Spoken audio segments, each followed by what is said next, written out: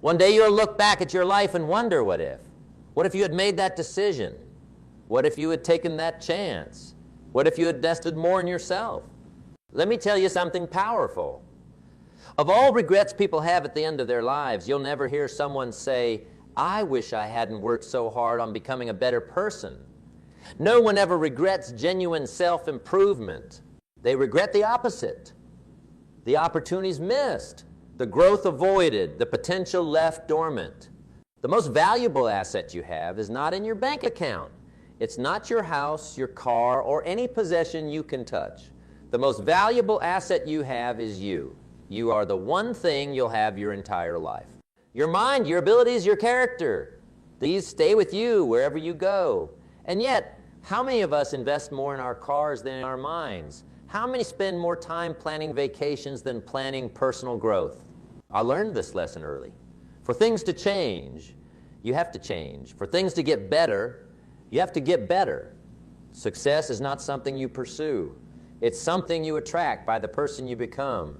When you work on yourself, you're working on the one thing that can improve everything else in your life. Let me ask you, if someone gave you $1 million, would that solve all your problems?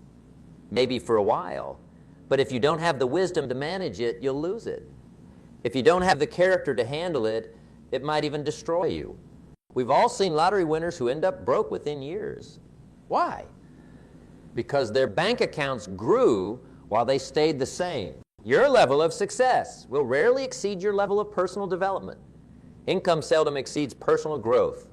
That's why focusing on yourself first is not selfish. It's necessary. It's the foundation everything else is built upon.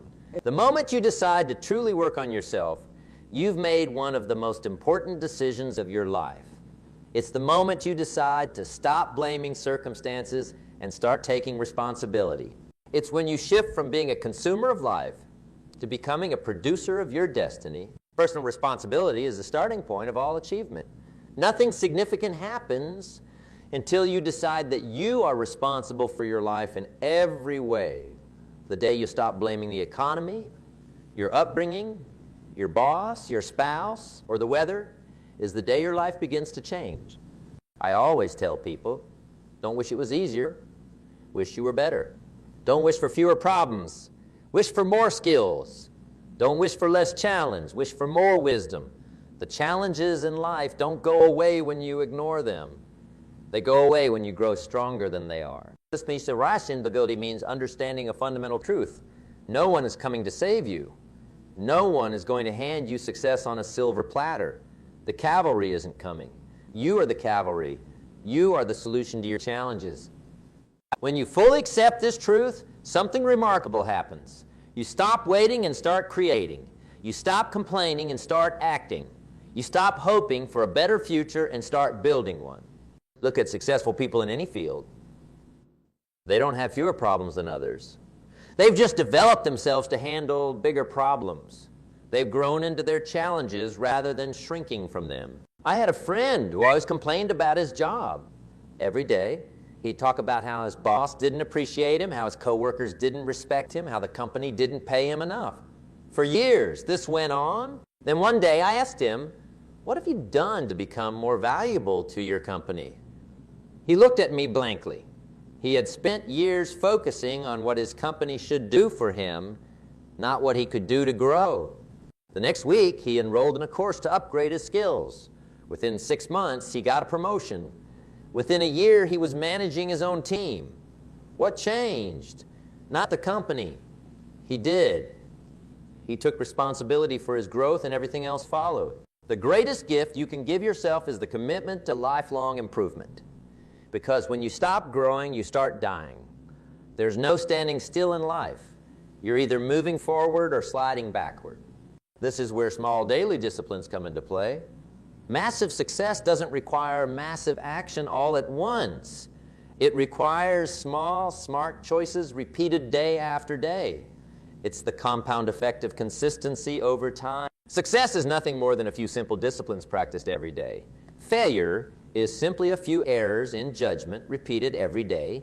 It is the accumulative weight of our disciplines and our judgments that leads us to either fortune or failure. Think about it this way. If you improve yourself just one every day for a year, you'll end up 37 times better by the end. Not 365 better, 37 times better, because growth compounds when applied consistently. That's the miracle of compound interest applied to your personal development.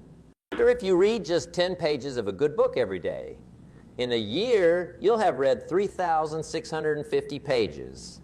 That's about 18 books. How would your life change if you absorbed the wisdom from 18 good books this year? What if you did that for 5 years? Small disciplines in your health, relationships, finances, emotions, and time management don't seem significant on any given day. You won't see results immediately.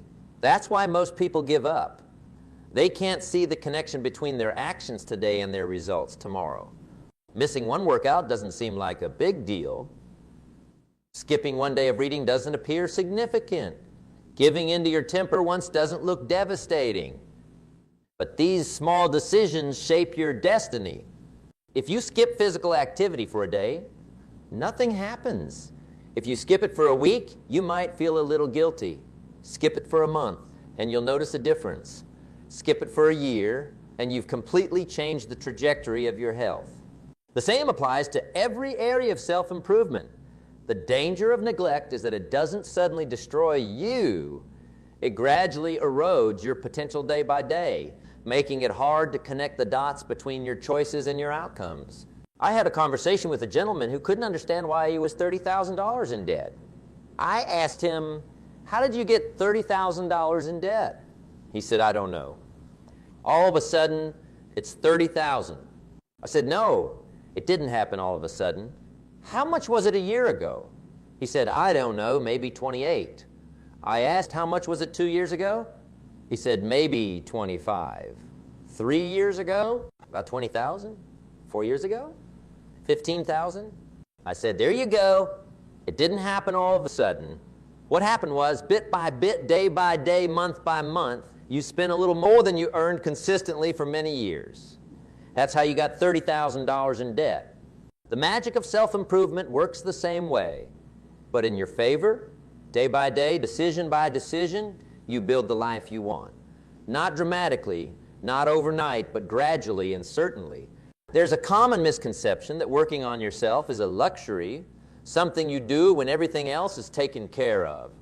Nothing could be further from the truth. Self-improvement isn't a luxury.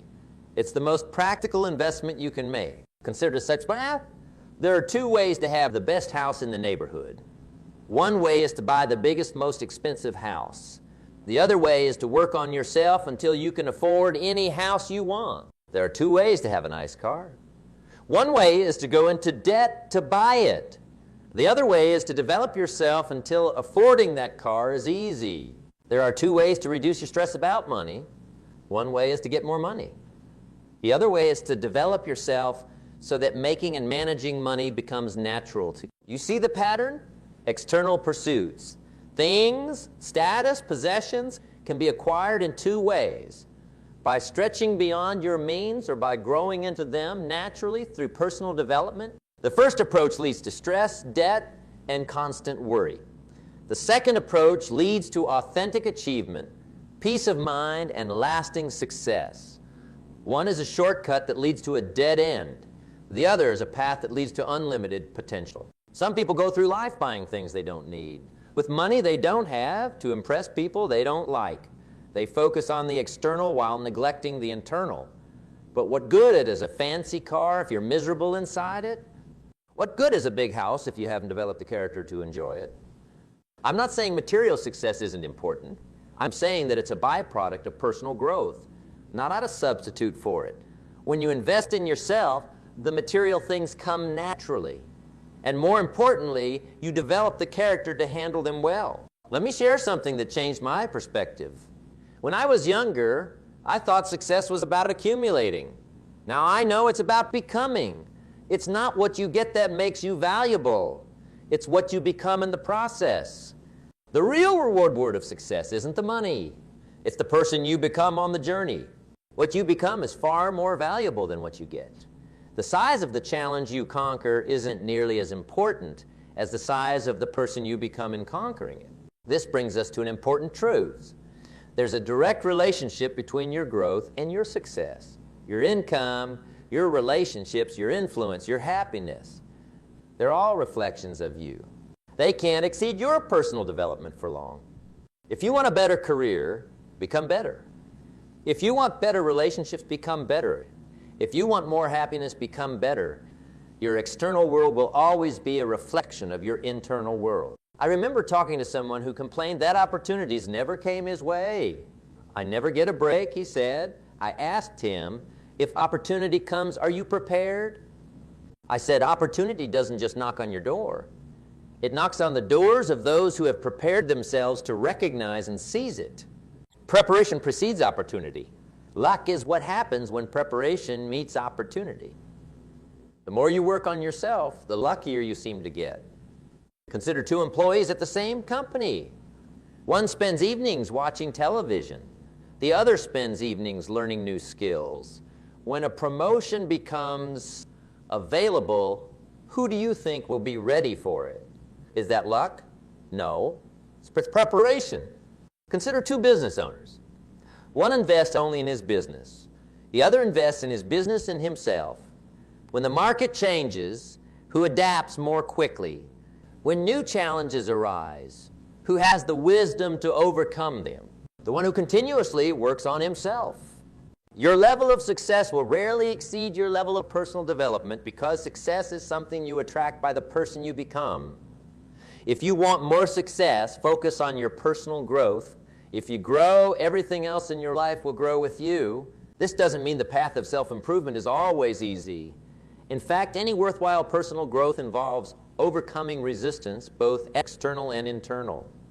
External resistance comes from the environment, from other people, from circumstances beyond your control. Internal resistance comes from within, your fears, doubts, old habits, and limiting beliefs. The greatest barrier to your growth isn't the world around you. It's the voice within you that says you can't. It's the part of you that clings to comfort even at the cost of your dreams. It's the part that chooses immediate pleasure over long-term fulfillment. Working on yourself means confronting this resistance daily. It means choosing discomfort now for growth later. It means pushing through the initial difficulty of new habits until they become second nature. When you start a new exercise routine, the first few weeks are hard. Your body aches, your mind resists. Everything in you wants to go back to the comfort of inactivity. This is when most people quit, right before the breakthrough. Same applies to reading challenging books, learning new skills, having difficult conversations, or building a business. The beginning is always the hardest part because you're fighting against the momentum of old habits and the discomfort of new growth. Here's what happens if you push through. The resistance weakens. What was once difficult becomes manageable. What was once manageable becomes easy. What was once easy becomes enjoyable. And then one day, you can't imagine living any other way. I once spoke with a man who transformed his life through daily reading. He told me the first month was torture. I'd stare at the pages, check the clock, find excuses to stop. Now, 3 years later, I can't fall asleep without reading. What was once my greatest struggle has become my greatest joy. That's how personal growth works. The obstacle is the way. The resistance you feel is not your enemy, it's your opportunity. Each time you push through it, you become stronger. Each time you overcome it, you expand your capacity for future growth. Remember this, everyone wants to improve, but few are willing to pay the price. The price is pushing through resistance. The price is temporary discomfort. The price is doing what's difficult until it becomes easy. Most people overestimate what they can do in a day and underestimate what they can do in a year. They try to change everything at once, become overwhelmed, and give up entirely.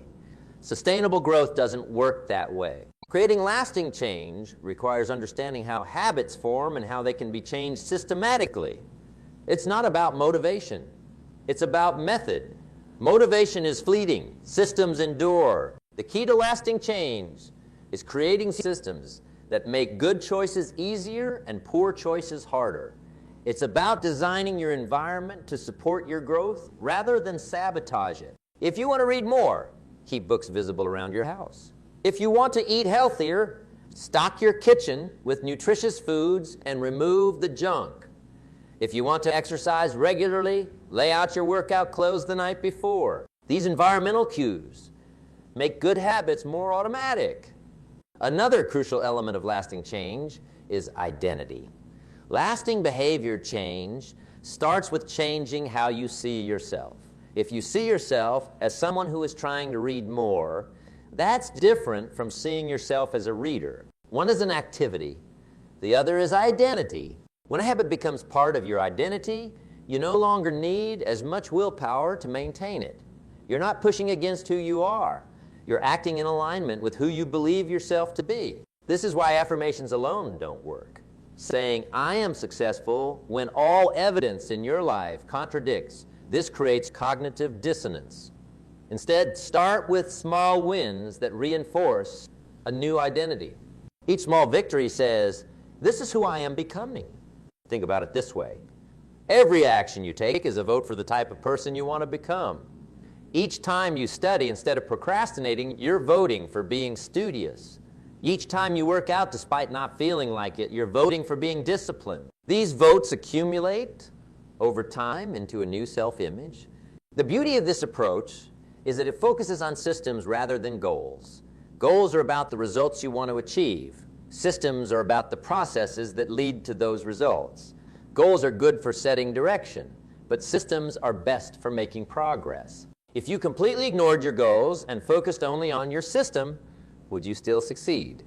For example, if you were a basketball coach and you ignored your goal to win a championship and focused only on what your team does in practice each day, would you still get results? I believe you would. Goals are good for planning your progress, and systems are good for actually making progress. Goals can provide direction and even push you forward, but systems ultimately determine your progress. Commit to the process and the results will take care of themselves. Fall in love with the daily practice, not just the outcomes you seek, because the secret to getting results that last is to never stop making improvements. It's remarkable what you can build if you don't stop. One of the most powerful systems for personal growth is continuous learning. In a world of constant change, the only security is the ability to learn and adapt. Your formal education may end, but your education should never end. The most valuable skill is not any specific technique or knowledge base. The most valuable skill is knowing how to learn. When you know how to learn, you can adapt to any situation, master any subject, and overcome any obstacle. Reading is to the mind what exercise is to the body. It's the gymnasium where you train your thinking, expand your vocabulary, and develop your perspective. The books you don't read won't help you.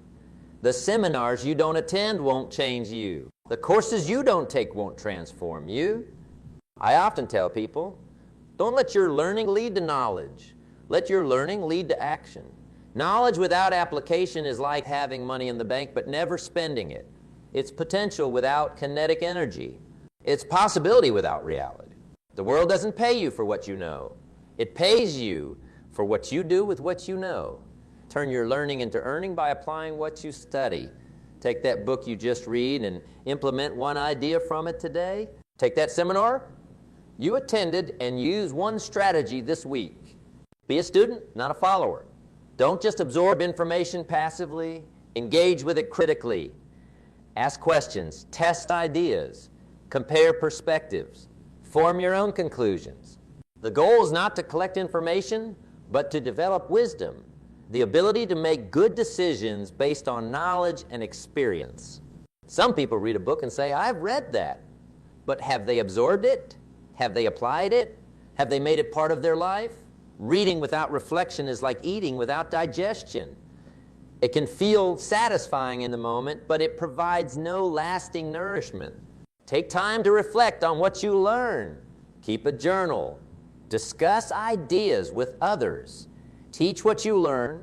Teaching is one of the best ways to deepen your understanding. When you can explain a concept to someone else, you truly understand it. Make learning a daily discipline, not an occasional event. 10 pages a day is better than 100 pages on Sunday. Consistent, moderate learning creates lasting change.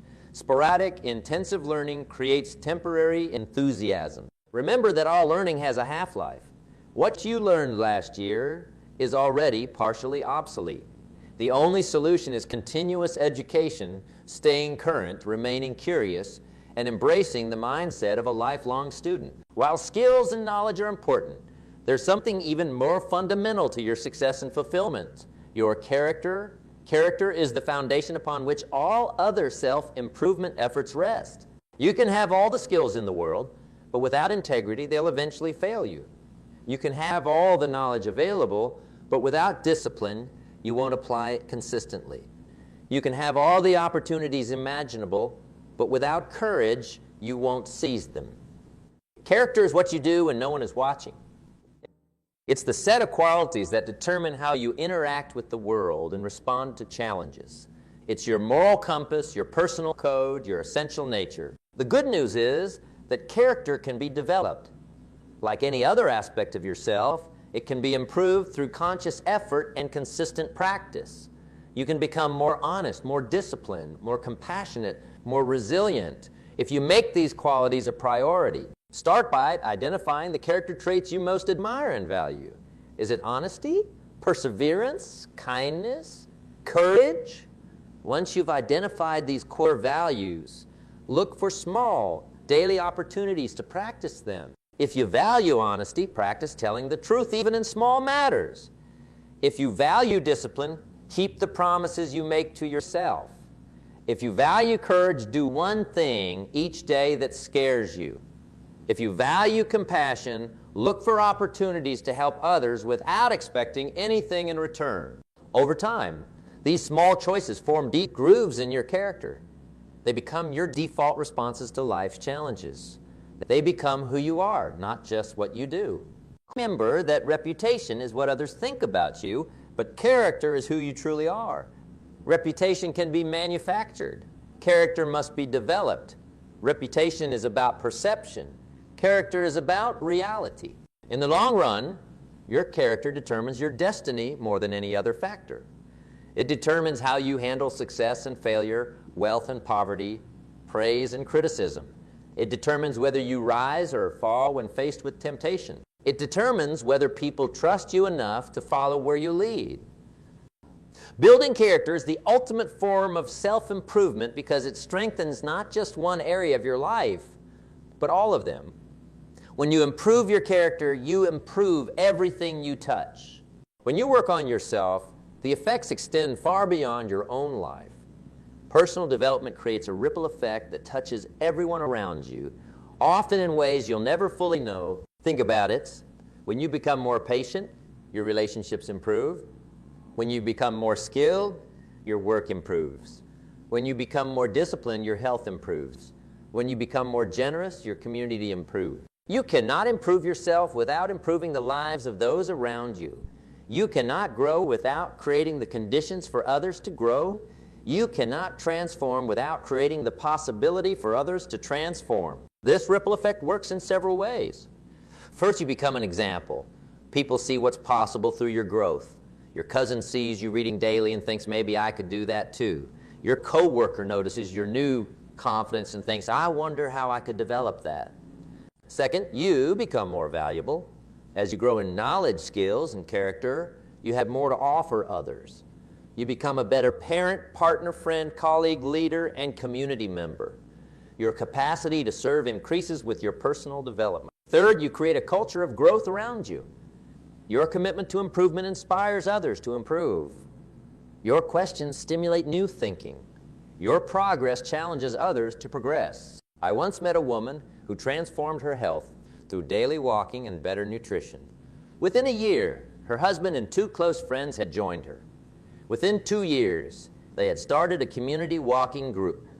Within 3 years, they had influenced dozens of people to improve their health, all from one person's decision to work on herself.